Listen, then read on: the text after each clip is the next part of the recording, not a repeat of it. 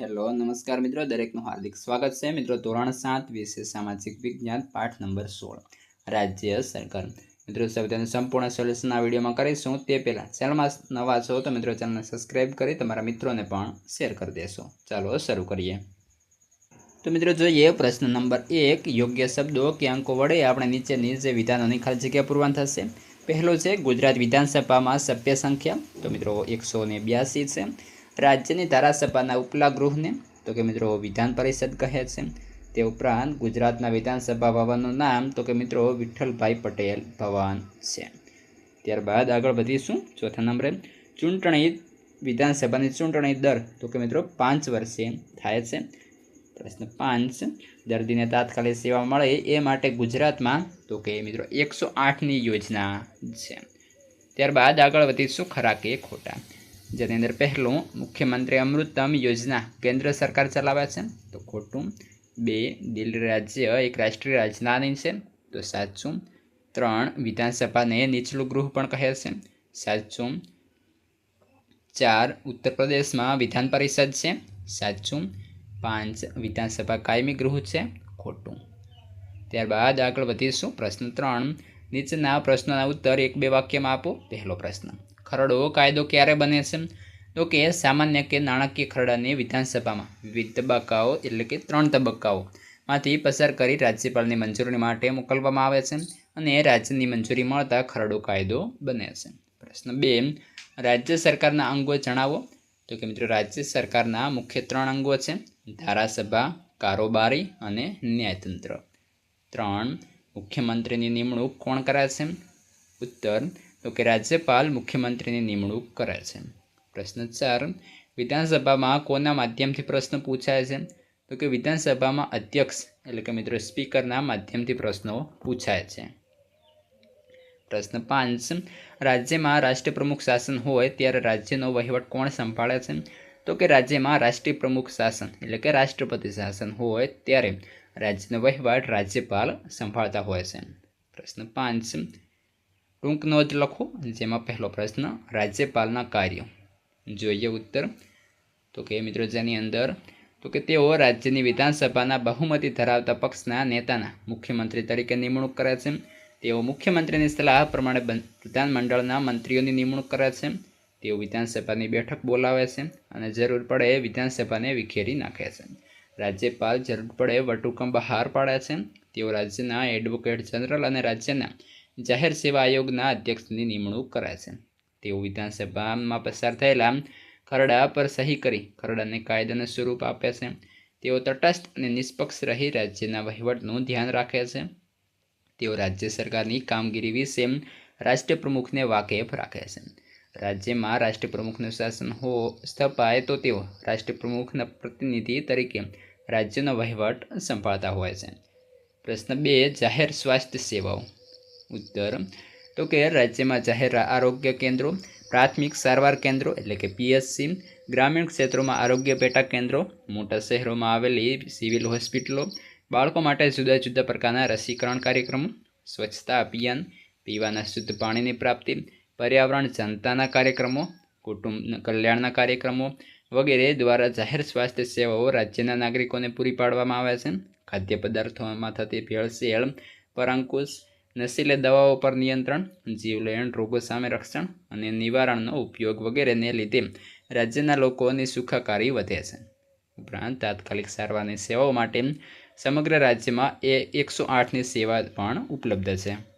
ત્યારબાદ આગળ વધીશું, જેની અંદર આપણને પ્રશ્ન નંબર 3 મુખ્યમંત્રીના કાર્યો, ઉત્તર લખીએ તો કે તે મંત્રીમંડળની બેઠકો બોલાવે છે, તે દરેક મંત્રીના કાર્યો પર દેખરેખ રાખે છે, તે જરૂર પડે મંત્રીઓને માર્ગદર્શન પણ પૂરું પાડે છે, તે મંત્રીમંડળે લીધેલા નિર્ણયોની જાણકારી રાજ્યપાલને આપે છે, તે મંત્રીમંડળના મંત્રીઓને જુદા જુદા વહીવટી ખાતાઓની વહેંચણી કરે છે, તે આવશ્યકતા અનુસાર તે પોતાને યોગ્ય લાગે તે મંત્રીમંડળની પુનઃરચના કરે છે, તે વિધાનસભામાં નાણામંત્રી પાસે રાજ્યનું અંદાજપત્ર રજૂ કરાવે છે, તે રાજ્યના નાગરિકોના કલ્યાણ, સુખાકારી અને વિકાસ માટે સતત કાર્યશીલ રહે છે, તે રાજ્યની નીતિઓના ઉદ્ઘોષક, પથદર્શક અને સુકાની તરીકે ફરજો પણ બજાવે છે।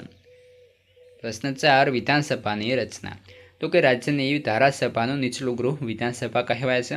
બંધારણની જોગવાઈ મુજબ વિધાનસભામાં સભ્યની સંખ્યા 60થી ઓછી નહીં અને 500થી વધારે હોઈ શકે નહીં. વિધાનસભાની રચના રાજ્યના નાગરિકો દ્વારા પ્રત્યક્ષ રીતે ચૂંટાયેલા સભ્યોથી થાય છે. રાજ્યના વિસ્તારોને જુદા જુદા મત વિભાગોમાં વહેંચવામાં આવે છે. દરેક મત વિસ્તારથી એક સભ્ય ચૂંટાય છે. હાલમાં ગુજરાત રાજ્યની વિધાનસભામાં કુલ 182 બેઠકો છે. દરેક રાજ્યની વિધાનસભાની સભ્ય સંખ્યા રાજ્યની વસ્તીના ધોરણે નક્કી થાય છે. વિધાનસભાના સભ્યોને રાજ્યના 18 કે તેથી વધુ ઉંમરના નોંધાયેલા મતદારો ગુપ્ત મતદાનથી ચૂંટે છે. ચૂંટાયેલા સભ્ય ધારાસભ્ય કે વિધાનસભા કહેવાય છે. અંગ્રેજીમાં MLA મેમ્બર ઓફ લેજિસ્લેટિવ એસેમ્બલીના નામથી ઓળખાય છે. વિધાનસભાની મુદત 5 વર્ષની હોય છે. તેની મુદત પૂરી થતાં તેનું વિસર્જન થાય છે. કેટલીક અસામાન્ય પરિસ્થિતિઓમાં બંધારણીય જોગવાઈ અનુસાર સરકાર ચાલી શકે તેમ ન હોય કે સરકારની રચના થઈ શકે તેમ ન હોય ત્યારે રાજ્યપાલની ભલામણથી રાષ્ટ્રીય પ્રમુખ રાજ્યમાં રાષ્ટ્રપ્રમુખ શાસન લાવી દે છે. તે સમય દરમિયાન રાજ્યનો વહીવટ સંભાળે છે. આ પ્રમાણે રચાયેલી વિધાનસભા તેના સભ્યોમાંથી અધ્યક્ષ એટલે કે સ્પીકર અને ઉપાધ્યક્ષ એટલે કે ડેપ્યુટી સ્પીકરને ચૂંટી કાઢે છે. પ્રશ્ન 5. નીચેના પ્રશ્નોના ઉત્તર 3-4 વાક્યમાં આપો. પહેલો પ્રશ્ન, જેની અંદર રાજ્ય સરકારના કાર્યો જણાવો. તો કે તે લોકકલ્યાણ સાધે છે. રાજ્યના લોકોની પાયાની જરૂરિયાતો વીજળી, પાકા રસ્તા, પીવાનું પાણી, સ્વાસ્થ્ય વગેરે લગતા કાર્યો કરે છે. તે સસ્તા અનાજની દુકાનો મારફત ખાદ્ય સામગ્રીનું વિતરણ કરે છે. પૂર, અતિવૃષ્ટિ, દુષ્કાળ, ધરતીકંપ, વાવાઝોડું વગેરે કુદરતી આપત્તિઓ વખતે તે લોકોને તાત્કાલિક મદદ પૂરી પાડે છે. તે રાજ્યના લોકોને ન્યાય વ્યવસ્થા, વાહન વ્યવહાર, શિક્ષણ સંસ્થાઓ, હોસ્પિટલો વગેરેની સુવિધા પૂરી પાડે છે. તે રાજ્યમાં કાયદો, શાંતિ અને વ્યવસ્થા જળવાઈ રહે તે માટે અગત્યની ભૂમિકા ભજવે છે. પ્રશ્ન 2. નાગરિકોના સ્વાસ્થ્ય માટે રાજ્ય સરકાર કયા કાર્યો કરે છે? ઉત્તર, તો કે તે સસ્તા અનાજની દુકાનો દ્વારા ગરીબોને અનાજનું વિતરણ કરે છે. તે ઓરી, અછબડા, પોલિયો વગેરે રોગોના નિયંત્રણ માટે રસીકરણ કાર્યક્રમોનું આયોજન કરે છે. તે દારૂબંધી અને ખાદ્ય પદાર્થોમાં થતી ભેળસેળ પર નિયંત્રણ મૂકે છે. તે તાત્કાલિક સેવાઓ માટે 108ની યોજના ચલાવે છે. તે સ્વચ્છતા અભિયાન અને શૌચાલય યોજનાનું સંચાલન કરે છે. તે જનઔષધિ કેન્દ્રો મારફતે સામાન્ય દવાઓ એટલે કે જનરેટિક ડ્રગ્સનું સસ્તા દરે વિતરણ કરે છે.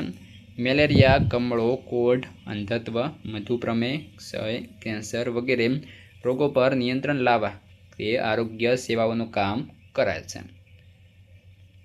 પ્રશ્ન 3. વિધાનસભાના સભ્ય બનવા માટેની લાયકાતો જણાવો.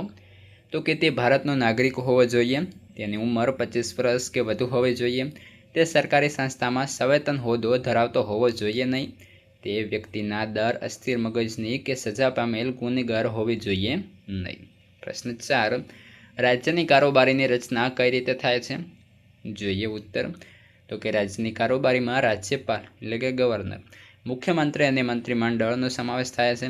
રાજ્યપાલ વિધાનસભાના બહુમતી પક્ષના નેતાને મુખ્યમંત્રી તરીકે નિમણૂક કરે છે. મુખ્યમંત્રીની ભલામણ પ્રમાણે રાજ્યપાલ મંત્રીમંડળના સભ્યોની નિમણૂક કરે છે. આ રીતે રાજ્યની કારોબારીની રચના થાય છે.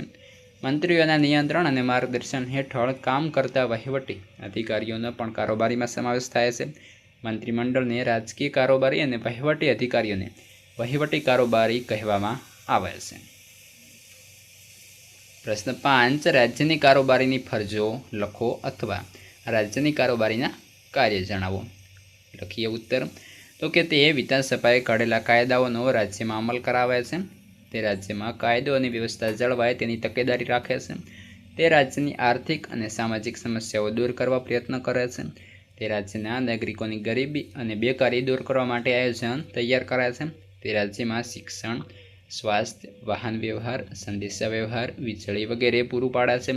તે નાગરિકોને જીવન જરૂરિયાતની ચીજ વસ્તુઓ મળી રહે તેનું આયોજન કરે છે. તે સમગ્ર રાજ્યનો વહીવટ સરળતાથી ચાલે તેની કાળજી રાખે છે. તે પ્રજા કલ્યાણના કાર્યો કરે છે. તે વિધાનસભામાં ખરડા દાખલ કરે છે અને તેને કાયદાનું સ્વરૂપ અપાવે છે. નાણામંત્રી રાજ્યનું અંદાજપત્ર તૈયાર કરે છે અને તેને વિધાનસભામાં પસાર કરાવી તે મુજબના રાજ્યના નાણાંનો વહીવટ કરે છે. મિત્રો, આ પ્રમાણે સંપૂર્ણ આપણા સ્વાધ્યાયનું અહીં પૂર્ણ થાય છે. હવે આગળનો અને અન્ય વિષયનો સ્વાધ્યાય મિત્રો ત્યાંની લિંક તમને આ વિડીયોના ડિસ્ક્રિપ્શનમાં આપી દઈશું, ત્યાંથી તમે જોઈ લેશો. તમારા મિત્રોને અવશ્યપણે શેર કરશો અને તમારા જે પણ સ્વાધ્યાય લખવાનો બાકી હોય તો અત્યારે જ ડિસ્ક્રિપ્શન ચેક કરો.